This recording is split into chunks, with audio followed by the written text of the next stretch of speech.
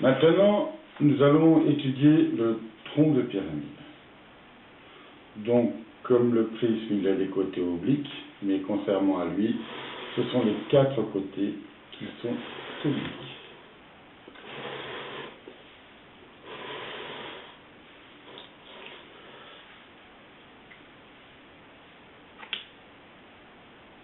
Il va d'abord falloir commencer. Il va falloir commencer par tracer l'épure de ce tronc de pyramide. Donc les bases ici sont carrées. Donc là, j'ai fermé cette base pour des questions de rigidité, de maniabilité. Et donc nous avons une petite base en haut qui est elle aussi carrée. Donc il va nous falloir reproduire cette pièce et la plier. Alors vous voyez bien que quand on va la reproduire, nous ne verrons jamais de face la vraie grandeur de la face, puisqu'il faudrait qu'elle soit représentée en perpendiculaire comme ici. Et là, elle est là. Donc elle est un peu plus petite, qui nous obligera à chercher les vraies grandeurs. Donc les grandeurs qui sont représentées dans leur taille réelle.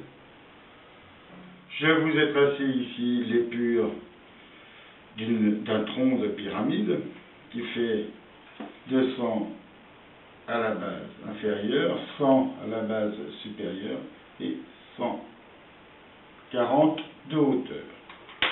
Donc la hauteur d'une pyramide se prend à la verticale, c'est-à-dire qu'on ne la prend pas sur ce flanc-là, nous la prenons toujours sur ce flanc-là. Voilà. Donc celle-là est un peu plus grande, mais pour que le développé passe sur une feuille A3, j'ai été obligé de réduire les cotes. Donc nous avons la vue de face, nous avons la vue de dessus. Donc c'est une pièce qui est creuse, il n'y a pas de fond ici ou ici.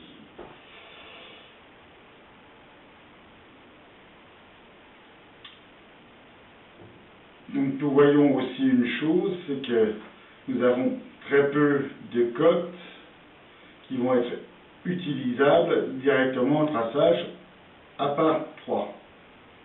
Puisque si nous prenons la cote de cette arête, elle ne représente pas cette arête-là, mais cette arête-là. Je vais vous la tracer sur le côté.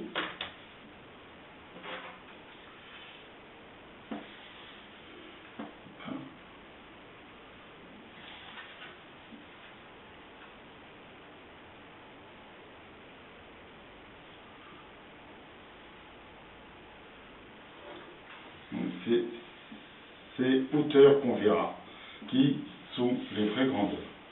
Donc on ne peut pas se prendre en référence celle-ci. Nous verrons comment nous pouvons déterminer à l'aide d'un compas, d'un réglé et d'un crayon, la vraie grandeur de cette arête, ainsi que le vrai angle. Puisque quand nous ne plierons pas à 90 degrés, mais avec un angle beaucoup plus élevé. Donc la seule cote qu'on voit sur le côté, ça va être cette cote-là, et elle est très très importante. Donc évidemment c'est une pièce complètement fermée, avec une plieuse traditionnelle, qu'elle soit numérique ou pas.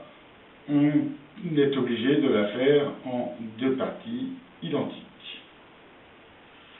Donc nous prenons pour base de développer une partie comme ça, une partie comme ça et une partie comme ça. Je vous présente la pièce, comment elle va être, une fois formée. Nous avons ceci. Donc là, c'est une maquette que j'ai réalisée pour que vous compreniez mieux. Donc, voilà la pièce que nous allons former. Et nous allons apprendre donc à la déplier et faire ceci. Mais pour l'instant, nous allons continuer le traçage. Donc il va falloir pour commencer, tracer cette vue à sa vraie grandeur, puisque vous l'avez non pas en position d'équerre, comme ça, mais elle est penchée. Donc la vraie grandeur va être cette arête-là. Donc sur le dessin, sur la gravure, elle est représentée là. Donc nous avons une hauteur, nous avons les deux dimensions des bases qui sont là, le fond et le dessus, plus cette hauteur. Donc notre pyramide développée fera cette hauteur-là. Nous allons commencer par tracer la première partie de notre tronc de pyramide.